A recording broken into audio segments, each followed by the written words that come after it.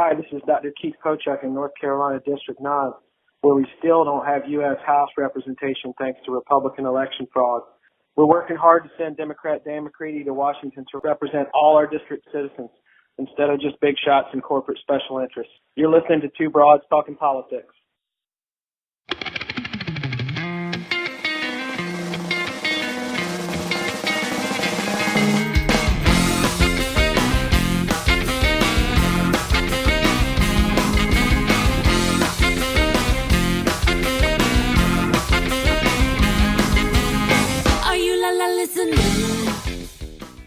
Hi, everyone. This is Kelly with Two Broads Talking Politics, and today we're actually Three Broads Talking Politics. I am joined by Rielly, Karsh, and Danielle Davies from Moms Running. Hi, guys. Hi. Oh, hi. Thanks for having us. Yeah, this is exciting. We're all about moms running for office here. So maybe you could start by just explaining a little bit about sort of what Moms Running is. Sure. So this is Rielly, and Moms Running kind of came out somewhat organically out of Danielle and I both running for office during the 2017 cycle as moms, and kind of establishing that there weren't a lot of resources out there for moms who were interested in politics. Our kind of relationship took a little while to build because obviously when you're running for office, you're very focused on that. But we did some candidate trainings together, and in 2018, we realized we were kind of having the same idea at the same time, that when we were running for office, there wasn't a lot out there to help support us. We weren't even talking about using campaign finances for childcare. None of this was really even on the radar yet. And so we sort of came to this realization that this is a gap that really needs to be filled. And given our experiences, both in kind of the activist world, but then as candidates, and now I'm an elected official, that, you know, we really were able to fill that gap. And it's an important one to be filled. And we really want to get more moms into office. Danielle, do you want to talk a little bit more about our mission? Well, sure. And I just want to back up, too, to the idea that it happened organically. You know, we were talking about this morning before we got on, and how, you know, this would not have, we probably would never have come to this business, to this Two Moms Running, had we not been in the position of running for office ourselves. And, you know, hearing so many times either, well, what are you going to do with the kids? Or this is so amazing that you're able to do this with the kids. It's just, there are comments that women receive, that moms receive, but that I never heard. I never heard my men counterparts asked about their children. I've never heard, I don't know who's a grandpapa, I don't know who's a father. But for me, this was a big part of the campaign because it was a big part of the line of questioning. Oh, you're a mom. What are you going to do with your children? And frankly, what was I going to do with the children? You know, I read a lot of books about running a campaign. It was my first time running for office, and even in the books and even in resources, you'd come across lines like, and if you have a family, that's an added thing. Where you think, you know, having a family is kind of like the whole thing for people. So we really felt like this was a gap in the world of politics, and nobody was addressing it. And it was so important because, you know, not all women are moms, but all moms are women. And we have to be able to get more women in politics. We have to focus on moms and, you know, addressing the challenges that moms have.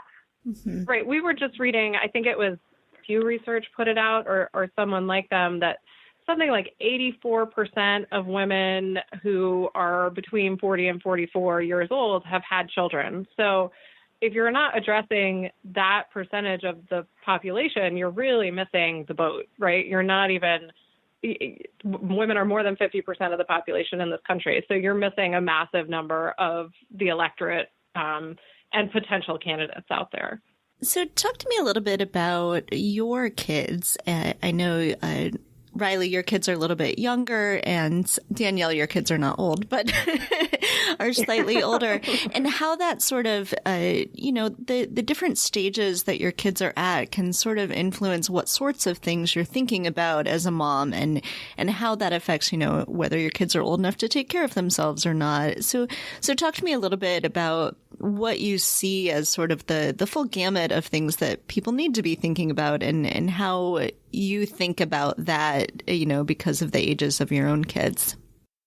Sure. So interestingly, my son was born in December of 2016, so he's just 2 now, and I have a 6-year-old daughter. So when I ran for office, I ran literally with a baby strapped to my body at all times. And so, you're kind of, anyone who's had a child knows you're a little bit in survival mode at that point, even when it's your second, third, fourth, it doesn't really matter. Yeah. You're just recovering from the process of giving birth. You're figuring out how to deal with this new human and keep them alive and happy and all those things. And then on top of it, you're talking to people about, some serious policy issues and potentially people who really strongly disagree with you. And so there's a whole confluence of things going on at that one moment. But the way it really affected me was actually more with my daughter who's older. And, both of us were fairly disappointed in the 2016 election results. We went to vote together. She had her sticker. She was super excited and was quite disappointed when the results came in. And so I saw her and I saw me and I said, well, I really need to set an example for her. And I spent a lot of time encouraging other women to run for office and saying, oh, no, I can't do it. I have a baby. She was 4 then. I have a business. I have all these things. I can't possibly run for office. Then, so saying that to other women and then seeing my 4-year-old daughter look at me and go, essentially saying, what are you going to do about this, Mom? Because you fix everything. You're the mom. Moms are to fix it, right? Fix it. And so that was really what the catalyst was for me to go, okay, well, let me think about running for office. And if I'm going to run for office, what makes the most sense for me? So I ran for a local council seat, which just given the age of my kids and my particular set of circumstances was the right choice for me. It wouldn't necessarily be for anyone else, but, in my case, that made the most sense. So on that level, what I thought a lot about was, we're raising our family in this town. What do I want this town to look like in 5, 10, 15 years when my kids are going to go off to college and hopefully come back to see me once in a while? And so those were the things really, that I was thinking about. And then now that they're older, I'm starting to think about other things like what's going on in our high schools, what's going on at our county level with our taxes, how does that affect my family? And how does it affect my neighbors' families and the people around me who are just, going through their day-to-day lives, trying to enjoy life, be prosperous, be safe, be comfortable, and how can I help? So for me, it's a little addictive. I want to keep doing it and I want to do it more and more and more and help more and more and more. But that's a little bit part of my own personality, but it's also, once you start seeing that you can actually make a change. And now, I have a 6-year-old who knows more about government than I certainly ever did through my childhood, and a 2-year-old who has been to more protests than I ever was. So, I think those are the kinds of lenses I'm seeing it through. Danielle, I'm sure yours is a little different because your kids are older and were more able to participate in your campaign. Well, and it's funny, I echo a lot of the same sentiments that Rielly had, that just the idea of you're the mom and we're so often in these roles of fixing something. And, I can think back, and I'm veering almost wildly off topic, but I promise I'm coming back. I can remember my daughter in kindergarten, so she's 10 now. But, when they do school safety drills and they do active shooter drills, and she came home from school and she's like, but what happens if the guy really gets it?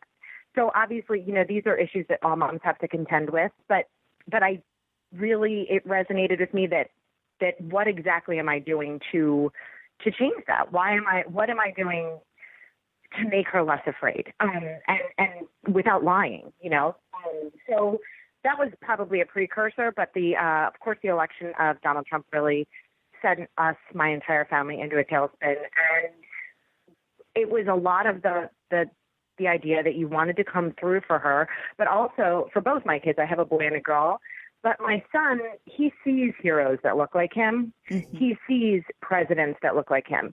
For my daughter, she's not seeing this. And what also struck me is that when Hillary Clinton was running for president, my daughter didn't really bat an eye at the fact that a woman might be the president. And I want that to continue. She was shocked. She was like, wait, she'll be the first one?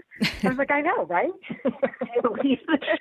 Right. So I wanted her to be able to see people that look like her, that were fighting for things that she would care about. So that's part of why I got into it. But as for how they reacted or some of the needs on the campaign trail, there's always the what am I going to do with my kids? My kids at the time were 8 and 11 when I ran. So my 11-year-old I could leave him home for an hour. I could do little things like that without being in a panic, or I could say, oh, Dad's going to be home in 15 minutes. Like those kinds of things were a real benefit for me, but I couldn't really do that with her. And I brought them with me to a lot of things. They campaigned with me. They walked. They knocked doors. At one point, we had I was running with a sheriff candidate, and he had a golf cart. So we drove in the golf cart from house to house. We tried to make it as fun as we could, and we tried to just get them out there. And again, like Rielly, they know more about politics than your average kid. I remember driving down the street and pointing to different signs to my son, who's now 13, and was 11 at the time. And I said, look at this, there's a third-party candidate. And I said, what does that mean? And he was like, it's going to split the vote. I'm like, exactly. Like, these are the kind of things that they would learn that, you don't really teach in school, at least not, in grade school. So it was great exposure for them, and I think it was great. But one of the things that we noticed are the lack of direction and telling you kind of some of the things we do at Moms Running is we tell people, okay, here, pack these items in the car. Uh-huh. These are things you're always going to want to have on hand. Things like, think about parents on a plane, like to pack a busy bag. Pack these kind of things with you. Keep this in your van. Keep this with you. Have your kids, talk to them about these different kind of things, because eventually my kids did really tire out of politics. In fact, right now they're like, is this still happening? It's still happening. Even though I'm not running now and I didn't win the seat I was running for, it is still happening, because it's the kind of thing where, first of all, civic engagement is important, but it's also the kind of thing where the closer you get, it's like an accident. You can't look away. Once you've seen something, you can't look away from it. So once you're exposed to the problems, you just want to do your best to help and make them better. So that's a little bit of where I'm coming from. And I will say, I think just to highlight what Danielle is saying, over time, it obviously changes. And she reminded me of something when my daughter started kindergarten, which was just this year because she misses the cutoff. Her first day of school, they had an active shooter drill. And she came home to me and said that. And it was, it's a real punch in the stomach to hear. I mean, obviously I want them doing that because it, in theory, keeps them safer. But the fact that they have to do it at all is not something you necessarily are thinking about until it actually happens in your life and you go, oh my goodness, which is one of the reasons we started Moms Running. I mean, I think no one is more keyed into the needs of kids, families, and really society as a whole than moms, because as I said before, moms are the fixers, moms are the doers, moms are the people who are like running the ship and keeping everyone together and on focus and on point. And so, at all times, the kids need to go to the doctor's on Tuesday and we need milk and the door needs to be fixed and I got to call the plumber. And, you have that running list, and that translates so well to politics, because politics is a process of remembering everything all the time, right? And doing the best you can to make things better for people. That's ultimately the goal, is to serve the people, all the people, whether they voted for you or not. And so who better than a mom to deal with people who are annoying you on a Tuesday, like your kid is probably doing to you, or, somebody you disagree with, like my child screaming he wants cookies in the grocery store. I think it translates so well. So that's part of where it came from for us. Yeah. So as you're saying that, I know on your website, you've got things like Get Training and Get Reading, but you also have things like Get Nourished and Get Dressed. Some very basic sort of what do you need to be thinking about to run for office. And, just getting food in yourself and your kids, if you're not running for office, is a big enough challenge sometimes. And so that's like one more thing to be thinking about. So what are the kinds of resources and things that you're pulling together for moms who are running for office? So like you just mentioned, we have our website, which has a bunch of, we try to keep as much free resources available as possible. And as you said, some of the stuff we're talking about is even like, okay, so maybe you're a mom who's taken time off from your corporate job and you haven't had to put on a suit in a long time. And oh my goodness, where do I go to find a suit these days? Who knows kind of what your specific scenario is, but we tried to pull together a bunch of resources from different places at different price points that would help people remember, like, oh, right, I got to go get, my blue suit to wear to the debate I'm participating in. Where do I go? And you just click a button and you get it, right? Because a lot of being a mom has to do with being able to outsource and get help when you can. And so one of the great things we're trying to do is make sure you have those sorts of resources where it's just like, I click this button and this will go into my Amazon cart and I'll buy it. And it'll make my life easier so that I can focus on the stuff I really want to focus on, which is my kids and the policies I'm trying to enact. About the what to wear type of thing too, because so many people, one of the things we hear moms say, well, I can't do this, especially if it's their first race. I can't do this. What do I know? I'm just a mom. I don't know enough.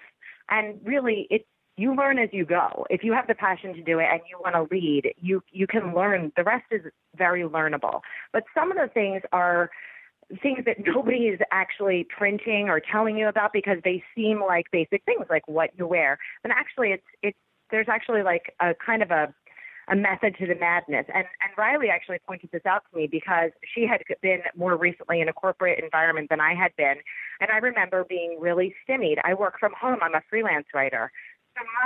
So my clothing of choice might be jeans and a pair of Vans and a T-shirt, maybe a blazer. It's not stepping it up for anything. So when I ran, I was really baffled. Do I just immediately show up in a three-piece suit? I mean, I was running for a county seat. Where is it? Where does the outfit fall? And these are kind of things that we try to give guidance about. They're very early stage guidance type things, and we're not trying to reinvent the wheel. While other people are telling you maybe how to get on the ballot, we're talking about these just very simple, easy things that people maybe overlook and that moms are really questioning. And about that outfit situation, it is supposed to be just 1.5 steps up from. So, for example, if you're going to like a bean dinner and everybody's wearing jeans, you don't want to show up in a three-piece suit. You want to show up in maybe slacks and a shirt. So you just want to go just a slight notch up. And that's it. We also are looking at and presenting, and hope people will take away from the idea of moms running, kind of the convergence of politics. So like really the basics of how to run for office and what does that sound like and what do I do and what are my first steps? How do I build a list? How do I fundraise? How do I give a speech? The real fundamentals. So we do that, but then we look at it as the convergence of that aspect of running for office with, the idea of being a mom and what is motherhood and how do you navigate motherhood, plus the idea of really what I like to look at as delimiting belief systems. So the kind of idea of self-help and how can I get over people saying I'm just a mom or right. I'm just this or just that. I think just is one of the worst words in the English language at this point because it's just so meaning in so many ways. And to take whatever skills they have as a mom, which are numerous to the extent that I think they're almost infinite, right? You learn so much being a mom, combining that with whatever other special skills that they may or may not have, and applying that to politics. I mean, it applies to corporate environments, it applies to all kinds of environments, but obviously we're talking politics here. So how do I take, my motherhood, my interest in politics, and combine it with, my own confidence? Where do I find that confidence? And how do I grow from that? It sounds a little wooey, I know. And some people think, well, that's very new agey kind of nonsense. But I really believe that if we give women and moms in particular the boost that they need to feel like, yes, I can run for office. Because I'll be honest with you, I've never met, well, I don't want to say never. I rarely meet a man who goes, well, I shouldn't run for office. I don't know what I'm doing. That just doesn't happen. And what will I do with my kids? Right. And good for them for that. That's awesome. But I think moms should be there too, right? Because we're so primed for it and we're so skilled and we have so much to offer. And I would love for a day to come, and this is very pie in the sky, but when all moms go, yeah, why wouldn't I run for office? I'm running this house. If I can deal with these crazy kids. Clearly I can sit on city council or, be a congresswoman. I mean, it's not a stretch. That's what I'm saying. And so, we really would love to see this cultural shift. And we're so excited to see so many other people kind of coming into the mix and to look at people who've come before us and look at, folks like the women running Moms Rising and all these advocacy groups out there who are really working towards putting more moms in office, but also like addressing mom needs and addressing different aspects of motherhood. We're just super excited to be a part of that. And we think that, I think there is a cultural shift coming, and it's one of those things that takes longer than anyone wants it to. And I'm not a patient human, but we're excited to see it happen and see it starting, really. Yeah, and I think that, we listened to the interview with Caitlin and Morgan, and what they said is it's just starting. You're just starting to see the influence that moms in office have, just even by trying to get campaign financing for childcare during the campaign. That's just one of the things that we really just don't think of. People, until a mom is in there and until a mom is dealing with this as an issue, the changes aren't necessarily happening. So we have to have more moms in there to advocate for all of us. So then talk to me about the training programs that you run and what people can get out of those. Right now we have 2 training programs in place. The first one is called Jumpstart. And we called it that because that's literally what it is. It's 4 weeks, 4 modules, and it's meant to just kind of give you that extra push you need to feel like, okay, now I can kind of move forward. I have at least some sense of why I want to run for office, of how to build a team, where to even start in the process of building a team, and how to figure out kind of how many votes I need to win, the kind of real basics, the things that, if you've never run for office, this is the course for you. It will help you kind of get your feet wet. And then one of the fundamental aspects of every course we do, everything we try to do in general, is that we're building a mom's network. And the goal of that is to sort of be a counterpoint to what, people commonly refer to as the old boys club. And this is, instead of, if you love to golf, great. But if you don't, instead of making deals on the golf course, you're making deals in a network of moms who are similarly situated, right? Because everyone has that one common thread of motherhood. And so maybe you disagree on finer points of policy. Maybe you disagree on, big points of policy, but you're still moms. So you have that at least in common, and you can sort of look to that network to go, oh my goodness, my kid just threw this whopper temper tantrum in the middle of my speech. What am I going to do? Everyone's looking at me like I'm crazy or a bad mom or whatever it is. And you have a network to fall back on. So that's fundamental to everything we do. So everyone who takes the course with us gets put in a mastermind group and then eventually into a larger network of moms who are interested in running for office. The second course we have is an intensive course. So it's a 10-week, 10-module course that we run, which is a much deeper look into kind of yourself, into why you even want to run, what you think you bring to the table. It's a lot about building confidence and getting people to the place where they get that feeling of, yeah, why not me? Why shouldn't I run for office? Of course I'm going to run for office. And it also incorporates, all the nuts and bolts of how do I run a campaign? Where do I start? Who do I need to hire? How do I move forward? Those kinds of things. But throughout, interlaced through that course is this concept of building people's confidence, building moms' confidence, and how they translate their mom skills into political skills. And it's a lot of hand-holding and hands-on work on that front. So those are the 2 courses we are doing right now. And then, Danielle, I don't know if you want to talk a little bit about our future plans for retreat, but that's something we have in the works and we're kind of figuring out the logistics on. We do. And I actually want to back up real quickly to even the Jumpstart. Well, and a lot of what we're trying to do is motherhood has traditionally been seen as a political liability. And we really consider it, and we hope that we can help other people consider it to be a political asset. And so part of the thing that we're working on is reframing skills that traditionally moms take for granted. There are things that they do on a daily basis that are so routine and so rote that they don't think of them at all in terms of skill sets. And we're trying to help them reframe those skills or those, those tasks that they do that mean everything, keep a family running, keep a home running, and now can actually help keep their community running. So a lot of what we do in the beginning of Jumpstart and that we always touch base on and we come back to on top of building, your network of moms is reframing your mom skills and using that as an asset, not something we need to hide from. And we're seeing that really on a national stage right now with Kirsten Gillibrand actually saying, I am running as a mom. And she's making a lot of headway saying that. Elizabeth Warren saying, I know this because when I was a young mom, I couldn't afford childcare. And, they're using motherhood. I don't want to say using it. They're using their experiences as mothers. They're leading with it instead of keeping it in the background, and which is wonderful. And it actually sets the tone for so many other moms who want to run for office and have been kind of afraid of saying, hey, you know what? I've got 6 kids at home. And they're their own community, and look how well I've successfully, managed that community. Especially if it's 6 kids, right? That is definitely a community.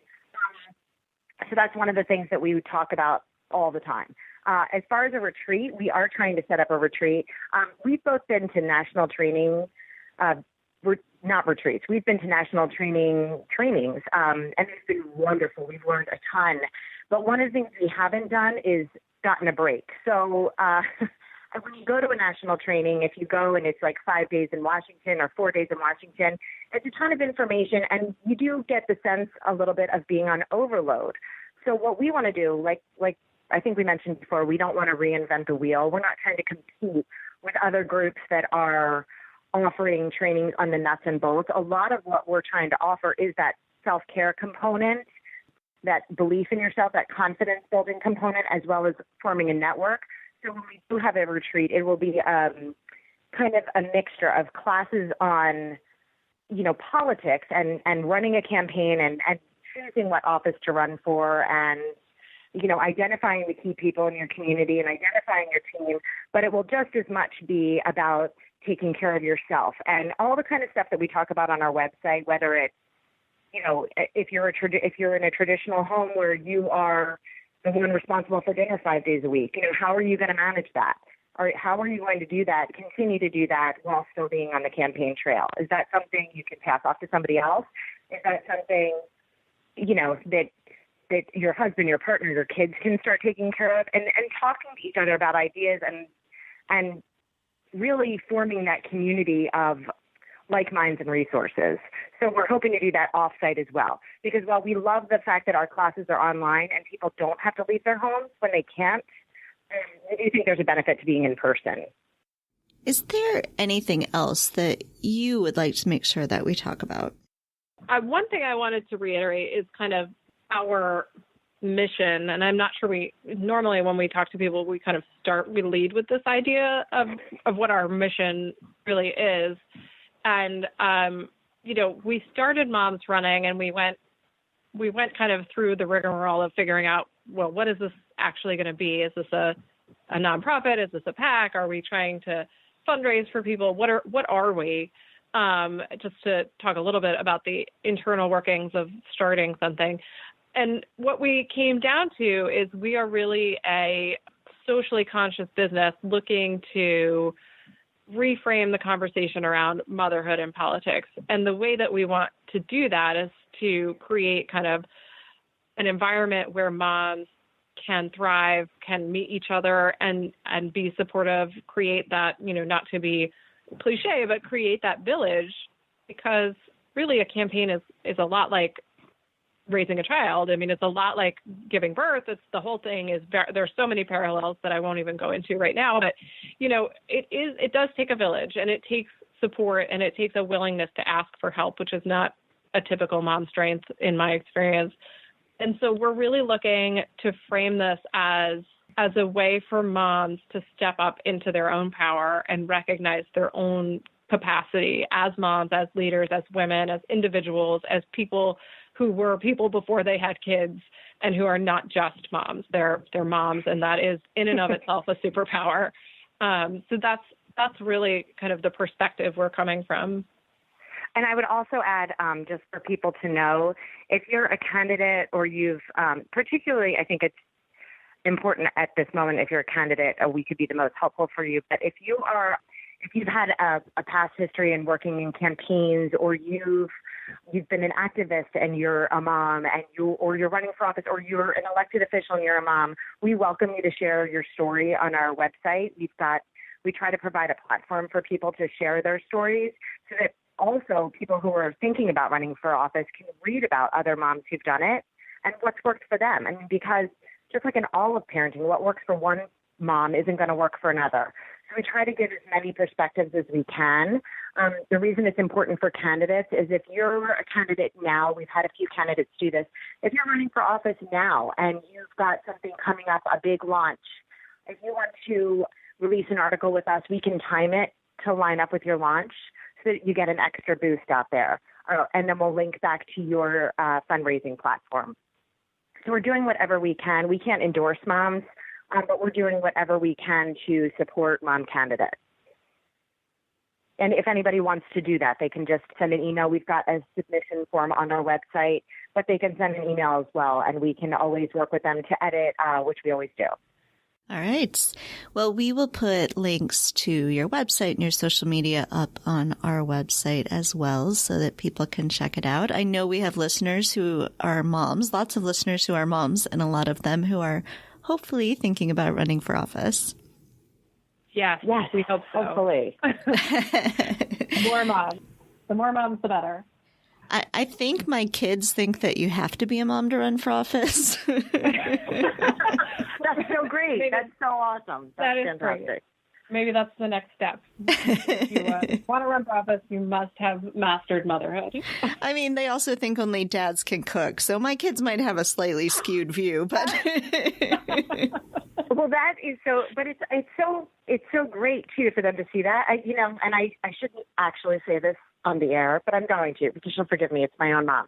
So my mom was, grew up in a traditional Italian family, and the mom always cooked and the dad worked, and this is just the way that it was. And my husband and I aren't really like that. I mean, whoever's home first kind of cooks. I mean, we take turns. We're kind of all in it together. And I can remember when I was running at one point, you're running for office, and so you're physically running all over the place. You're not just running for office. You're running out of steam. You're running on empty. You're doing all of the above. And being over her house with my kids, and they were going to eat there, and I was running to an event, and she said, well, what's your husband going to eat? And I'm like, well, I'm sure we'll figure it out. If he's hungry, there's something he can do. And she was like, that was so foreign to her. So we do have so much to learn from each other, and so far to go if we want our own daughters and sons to see that we can all take part in everything. But kudos to your kids who think it takes a mom to run for office and a dad to cook.